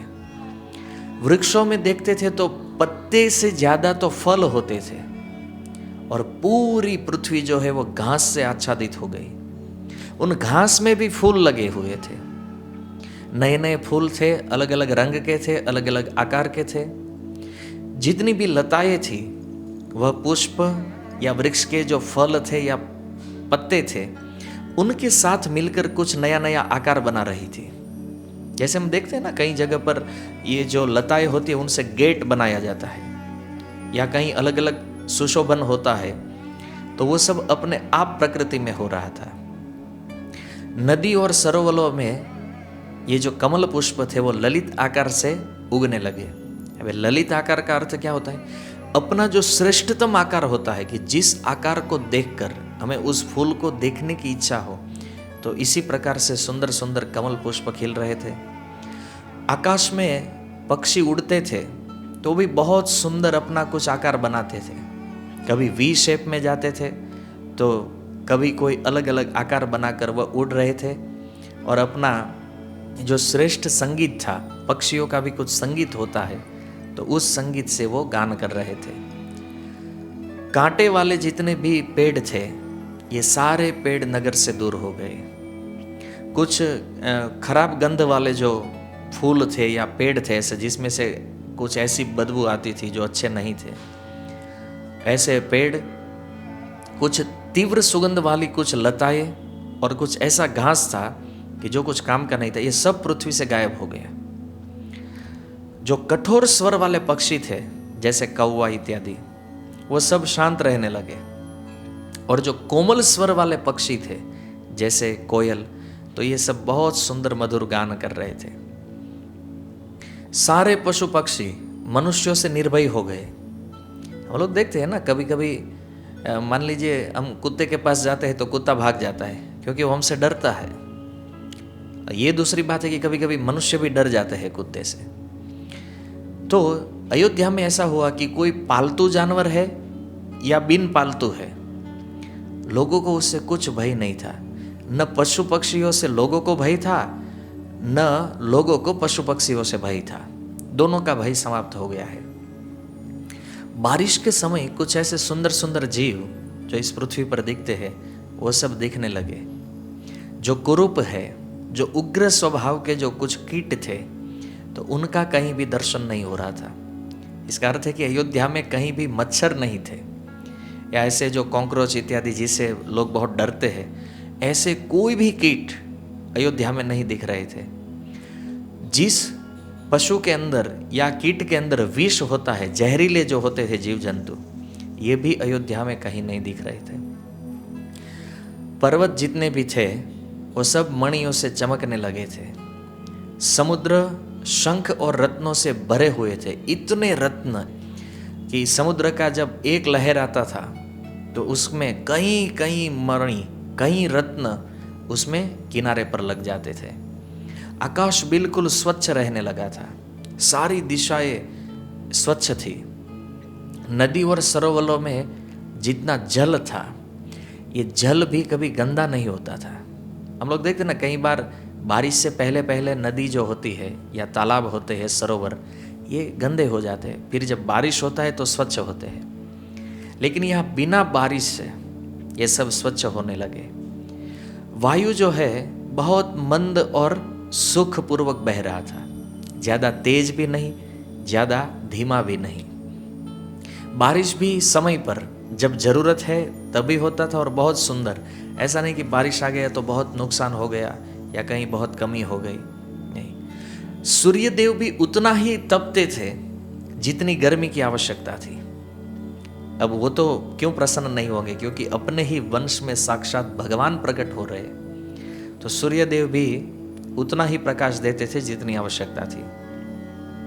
प्रकृति ने पूरा श्रृंगार कर लिया था, जैसे ये पूरी प्रकृति भगवान की प्रतीक्षा में रत थी। स्वच्छता, संपन्नता, शोभा, संगीत से पूरा विश्व व्याप्त हो गया। और अब अयोध्या में प्रतीक्षा चल रही है कि भगवान कब आएंगे, महाराज दशरथ के पुत्र का कब जन्म होगा। पूरे जनमानस में जितने भी लोग अयोध्या में थे, स्वर्ग के जितने भी देवता थे, ऋषियों के लोक में जितने ऋषि मुनि थे, और ब्रह्मलोक में ब्रह्मा जी तक भगवान के जन्म की राह देख रहे थे। अयोध्या में प्रतिदिन पुष्प वृष्टि होती थी, प्रतिदिन देवता लोग फूल बरसाते थे पूरी अयोध्या के ऊपर। और ये जो पूरा आकाश था, यह दिव्य विमानों से घिरा हुआ रहता था। ऋषि मुनि प्रतिदिन नित्य वेद मंत्र का पाठ करते थे और वातावरण पूरा वेद मंत्रों से गुंजायमान रहता था। ग्रह और नक्षत्र प्रतिदिन अपने श्रेष्ठ स्थान पर ही रहते थे। क्यों? क्योंकि उनको लगता था पता नहीं कि कब भगवान का प्राकट्य हो जाए। लेकिन चल रही है मात्र प्रतीक्षा। महीने महीने बीत रहे हैं। 9 महीना जब व्यतीत हुआ तो रानी, ये जो तीनों रानियां हैं, ये अंतपुर में है, लेकिन कोई समाचार नहीं हो रहा है। जब 9 मास पूरे हुए, फिर 10वां मास आरंभ हुआ, 10वां महीना भी पूर्ण हुआ, लेकिन कोई समाचार प्राप्त नहीं हुआ। 11वां मास पूर्ण हुआ, फिर भी जन्म नहीं हो रहा है। और जब 12वां मास पूर्ण होने पर आया, फिर भी प्रतीक्षा चल रही है। और ये प्रतीक्षा कैसी थी? मान लीजिए कोई सोता हुआ आदमी अयोध्या में रात को यदि उठ जाता है तो अपनी पत्नी से पूछता है कि राजभवन में कोई मंगल ध्वनि गूंजी कि नहीं। बस मन में एक ही विचार चलता था कि दशरथ के यहां पुत्र जन्म की बधाई हुई है कि नहीं। दशरथ जी के पास कोई नौकर या कोई सेवक जब आते उनके पास, तो महाराज दशरथ का हाथ ऐसे ही अपने गले पर चला जाता है कि ये मेरे पुत्र जन्म की यदि बधाई देने आई है तो मैं ये अपना हार उसे गिफ्ट कर दूंगा। ये कोई शुभ समाचार को लेकर तो नहीं आए ना। तो सेवकों को देखकर महाराज दशरथ को भी ऐसी हालत हो जाती थी। और इनसे आगे यदि एक स्टेप आगे बढ़े, चलो राजा तो पिता है, बहुत लंबे समय से उनको पुत्र की प्रतीक्षा थी, वो प्रसन्न है समझे। लेकिन वशिष्ठ जैसे जो वैरागी व्यक्ति है, परम विरक्त व्यक्ति है, वो भी जब अपने आश्रम में यज्ञ करते हैं और यज्ञ करते हुए देखते हैं कि राजभवन से कोई व्यक्ति आया है आश्रम पर, तो उनकी हाथ की आहुति ऐसे ही रुक जाती थी। मन में विचार आता था कहीं ये पुत्र जन्म का समाचार लेकर तो नहीं आए हैं। वो आहुति भी ऐसे रुक जाती थी। और वशिष्ठ जी को लगता था कि कहीं बच्चों का जात कर्म संस्कार के लिए इनको बुलाने तो नहीं आए हैं। और इस प्रकार से पूरी अयोध्या क्या, पूरा ब्रह्मांड भगवान के जन्म की प्रतीक्षा कर रहा है। और अब समय निकट आया कि इस प्रतीक्षा के समय को पूर्ण होने का। तो गोस्वामी जी लिखते हैं, 9वीं तिथि मधुमास पुनीता, शुक्ल पक्षय भी जित हरि प्रीता, मध्य दिवस अति शीतन घामा, पावन काल लोक विश्रामा, पावन काल लोक विश्रामा। 9वीं तिथि मधुमास पुनीता, अभी कुछ ही समय में ये तिथि आने वाली है। शुक्ल पक्ष और अभिजीत नक्षत्र में दोपहर के समय, बहुत ठंडा भी नहीं था, बहुत गर्मी भी नहीं थी, और ये समय सर्व लोकों को शांति देने वाला था। और इसी समय ब्रह्मा जी को सबसे पहले पता चला कि भगवान के प्रकट होने का समय हो चुका है। सो अवसर बिरंची जहाना, चले सकल सुर साजी विमाना। ब्रह्मा जी ने सभी देवताओं को कहा कि अपने अपने विमान को सजा लीजिए, हमें कहाँ जाना है? अयोध्या में जाना है। गगन विमल संकुल सुर जूथा, गावहि सून गंधर्व बरुथा। और ये सारे देवता ब्रह्मा जी की आगवानी में अयोध्या में आते हैं और पूरा अयोध्या का जो आकाश है ये देवताओं के विमानों से भर गया और सभी भगवान की सुंदर स्तुति करते हैं। तो स्वामी जी कहते हैं, अस्तुति करहि नाग मुनि देवा, बहुविधि लावहि निज निज सेवा। सारे देवता, नाग, मुनि, गंधर्व सब भगवान की स्तुति कर रहे, भगवान का नाम संकीर्तन कर रहे और जो जो भी उनके पास श्रेष्ठ चीजें थी भगवान को गिफ्ट करने के लिए लाए और जो कुछ नहीं दे सकते थे वह खुद ही अपने आप को भगवान की सेवा में समर्पित करने लगे। तो इस तरह से स्तुति करते हुए बहुत सुंदर कीर्तन हो रहा था। और उसी समय क्या होता है, जब ये देवताओं की सुंदर स्तुति चल रही है, कौशल्या जी का जो रूम है, उनका जो कक्ष था, ये अपार तेज से भर गया। जैसे लगता था करोड़ों करोड़ों पूर्ण चंद्र उनके कक्ष में एक साथ प्रकट हो गए हो। इस प्रकार से इतना सुंदर प्रकाश उनके कक्ष में आ रहा था, असीम तेज। लेकिन इस प्रकाश से गर्मी नहीं लग रही थी, ये सुशीतल प्रकाश था, सुमधुर, आह्लादक।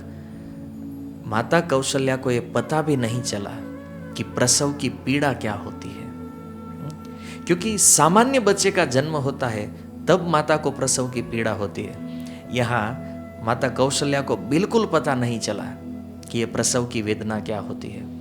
न तो माता मूर्छित हुई, न उनको तंद्रा आई, लेकिन जो आंख के सामने था उसको देखकर कौशल्या जी को विश्वास नहीं हो रहा था कि इस पृथ्वी पर भी ऐसा कुछ हो सकता है। माता कौशल्या को लगा मैं कहीं स्वप्न तो नहीं देख रही हूं।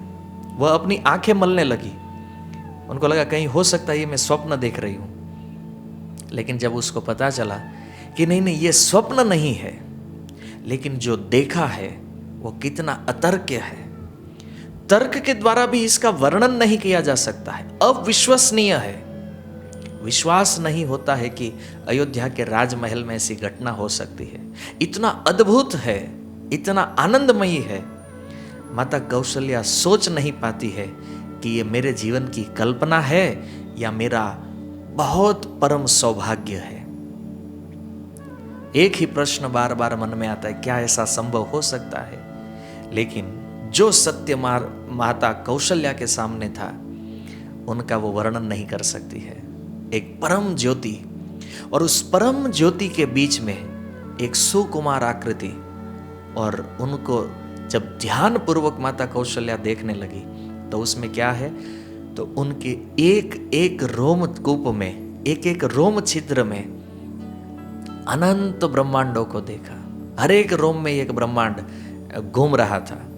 ये उस आकृति में माता कौशल्या जी देख रही है। शंख, चक्र, गदा, पद्म, कौस्तुभमणि, श्रीवत्स, वनमाली, पीतांबर परिधान, रत्न जड़ित मुकुट और सभी आभूषणों से विभूषित जब इस मूर्ति को ध्यान से माता कौशल्या जी ने देखा तो उसको समझने में देर न लगी कि बचपन से मैं जिस भगवान नारायण का ध्यान करती हूँ, जिस भगवान की सेवा करती हूँ, उपासना करती हूँ, यही भगवान नारायण आज साक्षात मेरे कक्ष में प्रकट हुए हैं।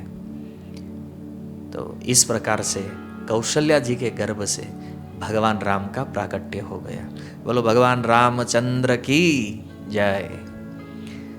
तो अब भगवान का जन्म तो हो चुका है, लेकिन कौशल्या जी जो देख रही है, अब उसको देखते देखते क्या हुआ, तो सबसे पहले तो जितने भी देवता, नाग, गंधर्व, किन्नर, ये सब जो स्तुति कर रहे थे, और उनकी स्तुति से जब इस प्रकार भगवान का प्राकट्य हो गया, तब सारे देवता, गोस्वामी जी लिखते हैं, सुर समूह बिनती करी, पहुँचे निज निज धाम, जग निवास प्रभु प्रगटे, अखिल लोक विश्राम। ये सारे देवता जब अपनी स्तुति प्रार्थना करके अपने अपने धाम चले गए, तब पूरे जगत को शांति आश्रय देने वाले भगवान इस पृथ्वी पर प्रकट हुए। लेकिन प्राकट्य के समय क्या था? रूम में केवल 2 ही व्यक्ति थे, एक भगवान और एक माता कौशल्या। केवल 2 ही व्यक्ति है। और उस समय जब कौशल्या जी को यह ज्ञान हो गया कि मेरे सामने जो है ये साक्षात भगवान है, तब उनके मुख से एक बहुत सुंदर स्तुति निकली है। कौशल्या जी वो स्तुति करते हुए कहती है, भय प्रगट कृपाला दीन दयाला कौशल्या हितकारी हर्षित महतारी मुनि मनहारी अद्भुत रूप विचारी लोचन अभिरामा तनु घन श्यामा निज आयुध भुज चारी भूषण वनमाला नयन विशाला शोभा सिंधु खरारी। कौशल्या जी कहती है, भय प्रगट कृपाला। भगवान जो है ना, ये हमेशा प्रकट होते हैं, इनका कभी जन्म नहीं होता है। इसलिए शास्त्रों में कहा गया है कि भगवान अजन्मा है। श्रील प्रभुपाद इस बात को समझाते हैं, जैसे सूर्य प्रकट और अप्रकट होता है, उसी प्रकार से भगवान भी प्रकट और अप्रकट होते हैं। इनका कभी जन्म और मृत्यु नहीं होता है। ये हमें लगता है कि भगवान किसी माता के गर्भ का आश्रय लेकर आते हैं, लेकिन वास्तव में वो प्रकट होते हैं। और इसलिए कौशल्या जी के मुख से प्रथम ये बात निकल रही है, भय प्रगट कृपाला। ये जो कृपालु भगवान है वो आज मेरे यहाँ प्रकट हुए हैं, जो दीन दयाल है, दीनहीन जनों के ऊपर दया करने वाले हैं। ऐसे कविराज गोस्वामी कहते हैं ना, दीन का अर्थ होता है विनम्र, दिनेर अधिक दया करे भगवान। तो ये कौशल्या हितकारी, अर्थात कौशल्या यानी कि मेरा हित करने के लिए प्रभु आप यहाँ पर प्रकट हुए हैं। हर्षित महतारी, माता कौशल्या जी को इतना आनंद हो रहा है, और आनंद क्यों नहीं होगा, जिनके पुत्र स्वयं भगवान है वो क्यों हर्षित। आजकल सामान्य स्त्रियों को भी जब पुत्र प्राप्त होता है ना, तो वो भी इतना आनंद में होती है कि अपने प्रसव की सारी पीड़ा को भूल जाती है। तो यहाँ तो बालक स्वयं भगवान है। और कैसे भगवान? तो कहते हैं कि जो मुनि इतने वैरागी है, इतने वैरागी है कि संसार की एक भी चीज उस मुनियों को अपनी ओर आकर्षित नहीं कर सकती है, लेकिन ये भगवान का जब अद्भुत रूप ये ऋषि मुनि देखते हैं तो उनके मन को भी यह रूप हरण कर लेता है। ऐसा अद्भुत रूप। और अद्भुत का एक तात्पर्य यह भी है कि ये एक ऐसे भगवान है जिनके एक एक रोम छिद्र में ब्रह्मांड है। ये माता कौशल्या देख रही है और उसी एक ब्रह्मांड में भगवान प्रकट हुए हैं। ये अद्भुत रूप है भगवान का। और आगे कहते हैं लोचन अभिरामा। भगवान का जो नेत्र है, अभिरामा का अर्थ होता है कि वह अपने भक्तों को बहुत सुख और आनंद देने वाले हैं। तनु घन श्यामा, भगवान का जो रंग है वो श्याम रंग है, जो पानी से भरे हुए बादलों का जो रंग होता है, ऐसा श्याम रंग भगवान का है। और निज आयुध भुजचारी, अपने चारों हाथों में अपने जो आयुध है, शंख चक्र गदा पद्म, ये लेकर भगवान आए हैं। और एक बहुत सुंदर वनमाला, फूलों की बनी हुई माला भगवान ने पहनी है। बहुत बड़े बड़े भगवान के नेत्र है और इतनी सुंदर शोभा है भगवान के इस रूप की। कौशल्या जी पहले तो इस रूप का जी भर के दर्शन कर रही है, और फिर जब थोड़ा होश आता है, अरे ये तो भगवान है, सामने है, तो क्या करना चाहिए। तो आगे कहती है, कह दुई कर जोरी अस्तुति तोरी, केहि विधि करो अनंता। माया गुण ज्ञाना अतीत अमाना, वेद पुराण भनंता। करुणा सुख सागर सब गुण आगर, जेहि गावहि श्रुति संता। सो मम हित लागी जन अनुरागी, भयउ प्रकट श्रीकंता। जब उनको थोड़ा होश आया कि ये भगवान है सामने है, तो कह दुई कर जोड़ी, अपने दोनों हाथ जोड़कर वह भगवान की स्तुति करती है और कहती है कि प्रभु आप तो अनंत है, मैं आपकी स्तुति कैसे कर सकती हूं। वेद पुराण ये क्या कहते हैं, आप माया गुण और ज्ञान से परे है, आपका कोई परिमाण नहीं है। आपका यदि कोई नाप लेने का प्रयास करे तो उस नाप में बैठने वाले आप परिमाण से रहित है। और श्रुति और संत जन, हमारे ये जो जितने भी साधु है, वह आपका वर्णन करते हैं तो कहते हैं कि आप दया और सुख के सागर है। सब गुण आप में निवास करते हैं। निवास क्या करते हैं, सब गुण आपसे ही प्रकट होते हैं। और वही अपने भक्तों के ऊपर प्रेम करने वाले श्रीकंता लक्ष्मी जी के जो पति है, वो आज मेरे लिए आप यहाँ पर प्रकट हुए हैं।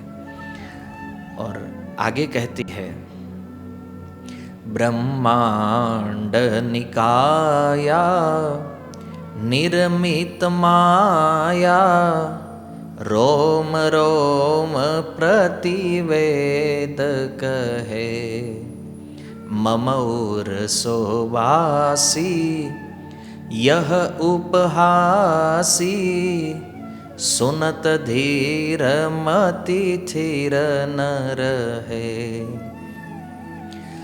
उपजा जब ज्ञाना प्रभु मुस्काना, चरित बहुत विधि कीन्ही चहे, कही कथा सुहाई मातु बुझाई, जेहि प्रकार सुत प्रेम लहे। माता आगे स्तुति करते हुए कहते हैं, ब्रह्मांड निकाया निर्मित माया। वेद ऐसा कहते हैं कि आपके एक एक रोम छिद्र में ब्रह्मांड है और मैं अभी वो देख रही हूं। और यदि मैं अयोध्या में जाकर किसी को कहूंगी कि जिनके एक रोमकूप से अनंत ब्रह्मांड प्रकट होते हैं, वो मेरे गर्भ के अंदर आकर मेरा पुत्र बने हैं, तो प्रभु लोग मेरी हंसी उड़ाएंगे, लोग मेरा उपहास करेंगे। क्योंकि ऐसा सुनकर तो कोई विवेकी पुरुष होगा, कोई स्थिर बुद्धि वाला, उसकी बुद्धि भी इसमें स्थिर नहीं रहेगी। तो माता को जब ये ज्ञान हो गया कि ये मेरा पुत्र नहीं, ये भगवान है, तब उसकी बात सुनकर भगवान हंसने लगे। मंद मंद मुस्कान, ऐसी हंसी है भगवान की जिसमें होठ नहीं खुल रहे, लेकिन केवल मुस्कुरा रहे भगवान। कहते प्रभु मुस्काना, उपजा जब ज्ञाना प्रभु मुस्काना। तो भगवान तो सोच रहे थे कि अरे मैं तो यहाँ पर पुत्र बनकर आया हूँ, बहुत सुंदर लीला करनी है, मुझे वात्सल्य भाव का भी आस्वादन करना है, और यहाँ तो कौशल्या जी मुझे भगवान मान रही है, और यदि ये मुझे भगवान मानेगी तो ये मुझे पुत्र के रूप में कभी नहीं स्वीकार कर पाएगी। इसलिए भगवान ने क्या कहा, कही कथा सुहाई। भगवान ने अपने पूर्व जन्म की बहुत सारी कथाएं सुनाई और उनको बताया कि आप पहले भी मेरे माता और पिता के रूप में कार्य कर चुके हैं, यानी कि जो महाराज दशरथ है और कौशल्या जी। और मैं ऐसा नहीं है कि इस बार आपका पुत्र, मैं कई बार आपका पुत्र बन चुका हूं। तो बहुत सारी कथाएं भगवान ने सुनाई, और ये पता नहीं सभी अवतारों में ये सिस्टम रहता होगा भगवान का। जब कृष्ण के रूप में प्रकट हुए कंस के कारागृह में, तो वहां भी माता देवकी और वसुदेव जी को वो अपने पूर्व जन्म के 3 जन्मों की कथा सुनाई। यहाँ गोस्वामी जी ने वर्णन तो नहीं किया है, केवल इतना कह रहे कि वो बहुत सुंदर पूर्व जन्म की कथा सुनाई और माता को समझा रहे हैं कि माता, मैं यहाँ आपका पुत्र बनकर लीला करने के लिए आया हूँ, मुझे बहुत सारी लीलाएं करनी है आपके पुत्र के रूप में। यदि आप मुझे ऐसे ही भगवान भगवान करती रहेगी तो मैं किस प्रकार से लीला करूँगा। और मुझे जो वात्सल्य प्रेम चाहिए, जिस प्रकार से एक पुत्र अपनी माता से प्रेम प्राप्त करता है, वो प्रेम मुझे प्राप्त नहीं हो पाएगा। इसलिए आप कुछ ऐसा करिए कि जिस प्रकार से आपका ये वात्सल्य भाव बना रहे। तो भगवान की यह बात सुनकर माता कौशल्या कहती है, माता पुनि बोली सोमति डोली, तजहु तात यह रूपा, कीजे शिशुलीला अति प्रियशीला, यह सुख परम अनूपा। सुनि बचन सुजाना रोदन ठाना, होई बालक सुर भूपा। यह चरित जे गावही, हरिपद पावही, ते न परहि भव कोपा।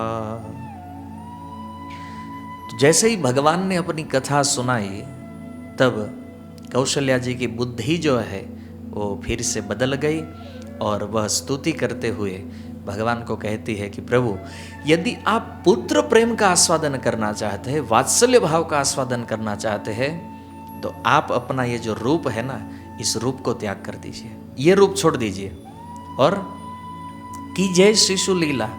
आप वो बच्चों वाली लीला करिए जो देखकर ही कोई नहीं पहचान पाएगा कि ये भगवान है या बच्चे हैं। और मेरे लिए ये सुख जो है ये सबसे अच्छा होगा। यह सुख परम अनुपा, ये मेरे लिए अनुपम सुख है, इसलिए आप अपनी बाल लीलाओं का आरंभ करिए। तो जैसे ही माता ने कहा कि आप बच्चे बन जाइए, भगवान ने अपना चतुर्भुज नारायण रूप त्याग कर दिया, एक छोटे से शिशु बन गए जैसे एक सामान्य बालक होते हैं। और फिर जब बच्चे का जन्म होता है तो बच्चा क्या करता है, रोने लगता है। तो उसी प्रकार से गोस्वामी जी कहते हैं, सुनी बचन सुजाना, माता का ये सुझाव सुनकर रोदन ठाना, फिर छोटे बच्चे बनकर भगवान रोने लगे। और गोस्वामी जी कहते हैं, अंतिम लाइन में उन्होंने एक बहुत सुंदर आशीर्वचन दिया है। कहते हैं, यह चरित जे गावही, हरिपद पावही, तेन परहि भवकूपा। ये जो भगवान के जन्म की स्तुति यदि कोई गाता है तो उसको निश्चित रूप में भगवान के चरणों में प्रेम प्राप्त हो जाता है, और ये जन्म मृत्यु के इस भवसागर में कभी नहीं गिरता है। तो इस प्रकार से माता कौशल्या ने बहुत सुंदर स्तुति की। फिर अपने सहज भाव से भगवान रोना आरंभ करते हैं, और जैसे ही भगवान के रुदन का आवाज महाराज दशरथ जी के कानों में पड़ती है, गोस्वामी जी कहते हैं, दशरथ पुत्र जन्म सोनिकाना, मानहु ब्रह्मा नंद समाना, परमानंद पुरी मन राजा, कहा बुलाई बजा बहु बाजा। जैसे ही महाराज दशरथ ने सुना कि मेरे यहाँ पुत्र का जन्म हुआ है, मान लीजिए संपूर्ण ब्रह्मानंद उनके अंदर प्रकट हो गया है। और राजा ने तुरंत कहा कि ये जो बाजा बजाने वाले जो लोग हैं उनको बुलाया जाए और पूरी अयोध्या को सूचित किया जाए कि मेरे यहाँ पुत्र का जन्म हुआ है। और इस प्रकार से ये खबर धीरे धीरे फैलेगी आगे, और ये खबर फैलते फैलते अयोध्या में एक उत्सव का आरंभ होने लगा है। एक बहुत सुंदर उत्सव प्रारंभ हो गया। जैसे उन दासियों ने, अब आप देखिए कि जो लोग इतनी प्रतीक्षा कर रहे थे भगवान राम के जन्म की, और ये जन्म जब हुआ है तो समाचार किस गति से फैला होगा पूरे अवध में। तो कुछ ही क्षणों में सबको पता चल गया महाराज के यहाँ पुत्र जन्म हुआ है। और फिर वो जो तीनों पुत्र है समय समय पर, ये एक साथ चारों का जन्म नहीं हुआ है, थोड़े थोड़े समय के अंतर में ये चारों पुत्र प्रकट हुए। और जब लोगों को ये पता चला, गोस्वामी जी कहते कौतुक देखी पतंग भुलाना, एक मास तई जात न जाना। और जब भी भगवान का जन्म होता है तो भगवान के जन्म के बाद तुरंत ही एक फेस्टिवल प्रारंभ हो जाता है, एक उत्सव आरंभ होता है। जैसे कृष्ण जन्म के बाद नंद उत्सव आरंभ हुआ था गोकुल में, ऐसे ही यहाँ पर राम जन्म के बाद अयोध्या में एक अद्भुत उत्सव आरंभ हो गया। अति सुंदर स्तुति गान हो रहा है, वेद मंत्रों का गान हो रहा है, पक्षी अपना कलरव कर रहे हैं। और अब इसका क्या वर्णन किया जाए कि ये फेस्टिवल कितना भव्य होगा। गोस्वामी जी एक चीज यहाँ पर नोट करते हैं कि कौतुक देखी पतंग भुलाना, इसका अर्थ है कि इस अयोध्या के उत्सव को देखकर भगवान सूर्य अपने रथ को रोककर वो भूल गए कि मुझे आगे बढ़ना है और संध्या की ओर भी जाना है। और सूर्य देव तो खड़े रह गए आकाश में, और खड़े खड़े अयोध्या में भगवान के जन्म उत्सव का आनंद ले रहे हैं। और आनंद लेते लेते उनको पता ही नहीं चला कितना टाइम व्यतीत हो गया। गोस्वामी जी कहते एक मास तई जात न जाना, एक महीने के लिए सूर्यदेव वहां स्थिर हो गए। इसका अर्थ है कि एक महीने के लिए रात हुई ही नहीं। लोगों को ऐसे ही लगा कि अभी तो दोपहर है और भगवान के जन्म का उत्सव चल रहा है। फिर एक महीना जब व्यतीत हुआ तब सूर्यदेव को लगा मास दिवस कर दिवस भा, भर मन जा नहीं कोई, रथ समेत रवि था के वो निशा कवन विधि होई। ये दिन पर दिन बीत रहे थे और ये सीक्रेट किसी को भी पता नहीं चला कि रात क्यों नहीं हो, क्योंकि सभी लोग भगवान के जन्म में मस्त थे। तो किसी को पता नहीं चला कि रात क्यों नहीं हो रही है। ये रहस्य किसी को नहीं पता चला। जैसे दशम स्कंद में रास लीला के समय हुआ था कि शरद ऋतु की उस पूर्णिमा की रात को जब भगवान ने रास लीला किया, वो लीला ब्रह्मा जी की एक रात्रि तक चली थी। लेकिन जो लोग सोए थे इस पृथ्वी पर, इस ब्रह्मांड में, उनको क्या लगा अभी तो हम रात को सोए थे और सुबह जग गए।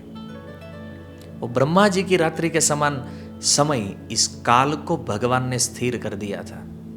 उसी प्रकार से यहाँ अयोध्या में एक महीने तक काल की गति को स्थिर कर दिया गया। किसी के मन में यह प्रश्न नहीं होना चाहिए कि चलो अयोध्या में फेस्टिवल था, उन लोगों को तो उत्साह में नहीं पता चला, लेकिन बाहर के लोगों का क्या। यहाँ पर सूर्य देव का रुकने का अर्थ होता है काल की गति को स्थिर कर दिया गया है। इसका अर्थ है कि न तो किसी को नींद आएगी, न किसी को थकान होगी, कुछ भी नहीं, और उसको पता भी नहीं चलेगा कि इतना लंबा समय तक यह दिन चल रहा है। तो इसी प्रकार से यह रहस्य किसी को पता नहीं चला। फिर सूर्यदेव जब गए अपने लोक में, अन्य अन्य समस्त देवता भगवान का गुणगान करते हुए अपने अपने लोक में गए, और तब भगवान शिव माता पार्वती से कहते हैं और वो एक कहु निज चोरी, सुनो गिरि जाति दृढ़ मति तोरी, काक भुसुंडी संग हम दो, मनुज रूप जा नहीं नहीं को।